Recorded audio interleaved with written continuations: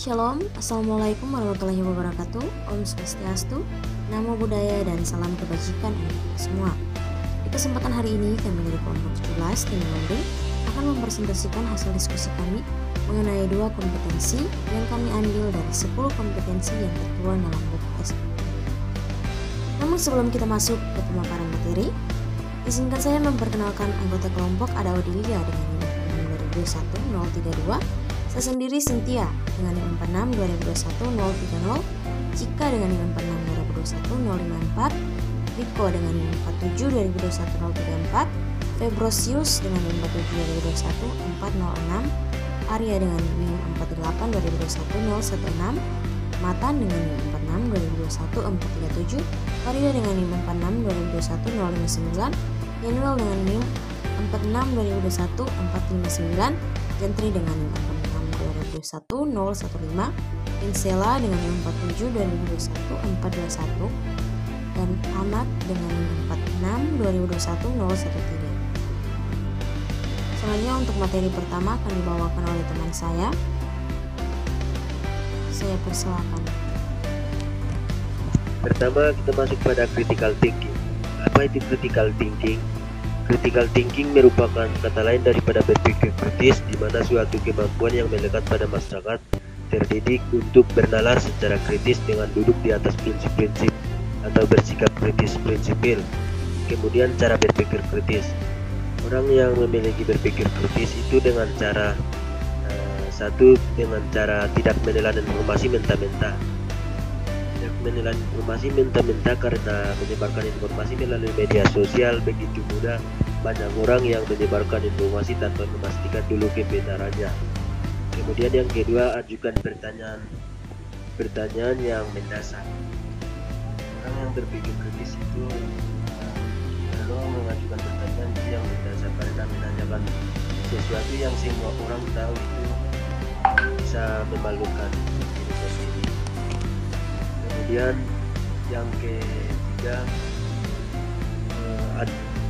berbanyak baca buku. Orang yang berpikir kritis harus berbanyak baca buku. Buku adalah sumber ilmu.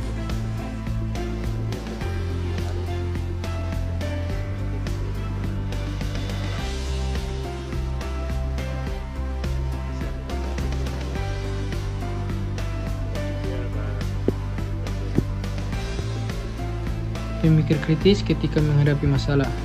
Beberapa cara yang dapat kita lakukan yaitu yang pertama, memahami masalah. Ketika kita menghadapi masalah, cara untuk menyelesaikan masalah yaitu dengan cara memahami atau mengetahui dan menilai untuk mendapatkan solusi dari masalah yang dihadapi. Yang kedua, menganalisis masalah. Kita perlu mengumpulkan data-data untuk mengevaluasi dan menganalisis dulu suatu permasalahan dari informasi atau data yang ada. Apakah permasalahan ini benar atau tidak? Dengan begitu, kita akan dapat menentukan atau menemukan solusi mana yang merupakan solusi terbaik untuk masalah yang dihadapi. Yang ketiga, brainstorming atau solusi, yaitu cara untuk menemukan solusi terhadap masalah tertentu dengan mengumpulkan ide-ide atau gagasan untuk mencari solusi atau cara menyelesaikan masalah tersebut agar lebih efektif. Brainstorming ini ada baiknya dilakukan dengan kerjasama tim untuk mendapatkan solusi yang lebih mudah. Yang keempat, menentukan solusi yang terbaik untuk menyelesaikan masalah. Dalam mengatasi permasalahan, kita perlu mencari dan menentukan solusi yang terbaik dan yang tepat sesuai dengan masalah yang dihadapi. Yang terakhir, yang kelima, mengambil atau membuat keputusan untuk mencapai kesimpulan. Setelah menerapkan atau mendapatkan solusi, identifikasi beberapa solusi tersebut yang telah kita temukan dan tentukan menjadi kesimpulan mana yang paling mungkin untuk menjawab masalah tersebut. Manfaat menjadi pemikir yang kritis, yaitu kita bisa mengambil keputusan dengan tepat, melihat masalah dari berbagai perspektif, menemukan ide, peluang baru, dan meningkatkan kreativitas. Berpikir kritis juga dapat membuat kita lebih mudah dalam menjabarkan pendapat dari orang lain. Selanjutnya, leadership and managerial skill merupakan seperangkat keahlian atau kemampuan memimpin dan mengelola diri, keluarga, masyarakat, gereja, dan bangsa secara bertanggung jawab dan efektif dengan dipandu oleh prinsip-prinsip etika dan moralitas Kristiani. Kemampuan ini mencakup yang interpersonal dengan mengatasi masalah, serta memimpin orang lain untuk mencapai tujuan bersama, menginspirasi orang lain untuk mampu melakukan usaha dan hasil terbaik, bersandar pada potensi dirinya dan orang lain, serta kemampuan untuk menggunakan pengaruh dan kekuasaannya secara efektif, etis, dan bertanggung jawab. Sifat yang harus dimiliki seorang pemimpin. Sifat apa sih yang harus dimiliki seorang pemimpin? Pemimpin harus memiliki karakter pemimpin yang teguh akan pendirian dan tidak mudah terpengaruh oleh perkataan orang lain. Karena pemimpin yang memiliki pendirian yang teguh akan menjadi pemimpin yang berjalan sesuai dengan visi dan juga tujuannya, tanpa terpengaruh oleh setiap orang yang di sekitarnya. Selanjutnya akan dijelaskan oleh teman saya. Lalu ada cara memimpin yang baik. Bagaimana sih kita cara memimpin yang baik? Pertama, jadilah pemimpin yang selalu bisa dalam menghadapi suatu masalah. Kita juga harus berpikir kritis, berpikir yang lebih masuk akal gitu. Lalu yang kedua itu ada melakukan karyawan dengan cara yang benar.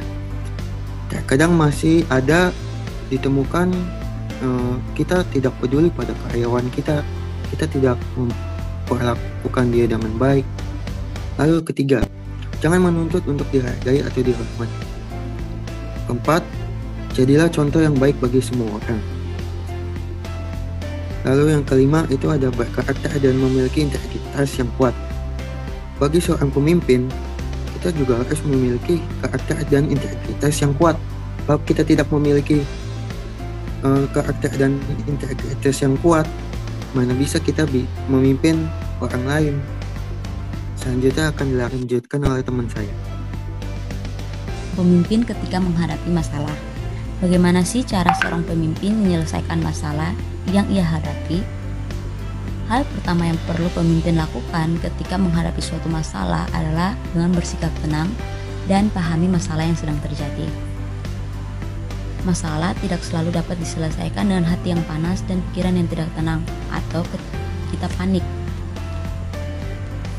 Nah, masalah ini diistilahkan dengan api.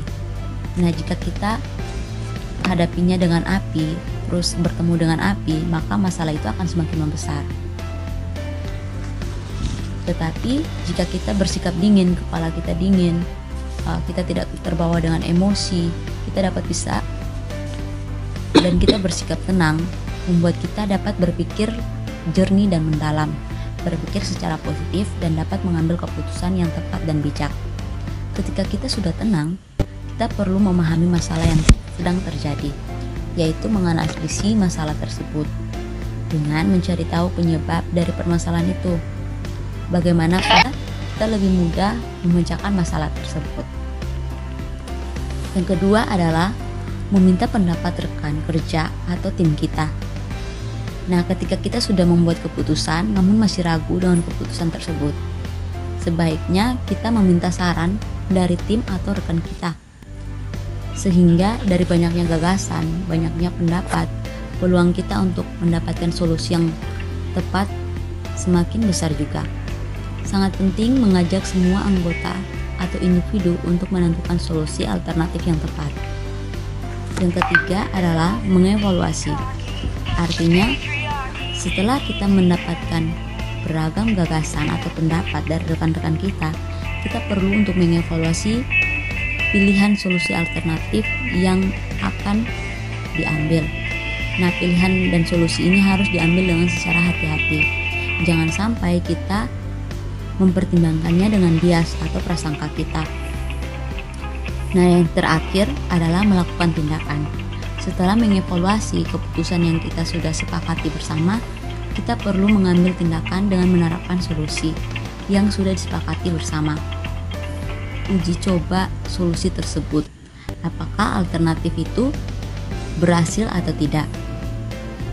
Nah, ketika kita ingin menjadi pemimpin, berarti kita sudah siap secara mental untuk menerima konsekuensi, siap menerima segala risiko dari segala keputusan yang kita ambil. Selanjutnya akan dibawakan oleh teman saya. Manfaat menjadi pemimpin masyarakat. sekelompok makhluk hidup yang terjalin erat karena sistem tertentu, tradisi tertentu, konvensi dan hukum tertentu yang sama, serta dalam mengarahkan pada kehidupan kolektif. Sistem dalam masyarakat saling berhubungan antara satu manusia dengan manusia yang lainnya yang membentuk suatu kesatuan. Manfaat dalam pekerjaan yaitu menjadi lebih berani mengambil keputusan walaupun itu keputusan kita sendiri.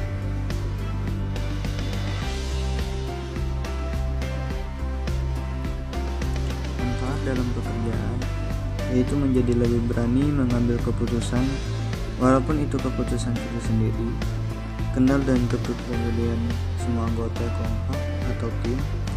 Belajar mengolah agar anggota kelompok atau tim percaya kepadanya. Leadership bagi diri sendiri juga dapat membantu diri sendiri untuk bisa beradaptasi, membangun karakter, melatih skill, dan bersosialisasi dengan orang lain, baik itu dalam masyarakat, organisasi, maupun dalam hal pekerjaan. Serta juga kita akan mendapatkan kepercayaan dan partisipasi dari orang yang ada di sekitar kita. Nah, dapat disimpulkan bahwa critical thinking dan managerial and leadership skill ini sangat berguna untuk pendidikan kita bermahasiswa agar kita lebih berkarakter dan memiliki integritas yang kuat.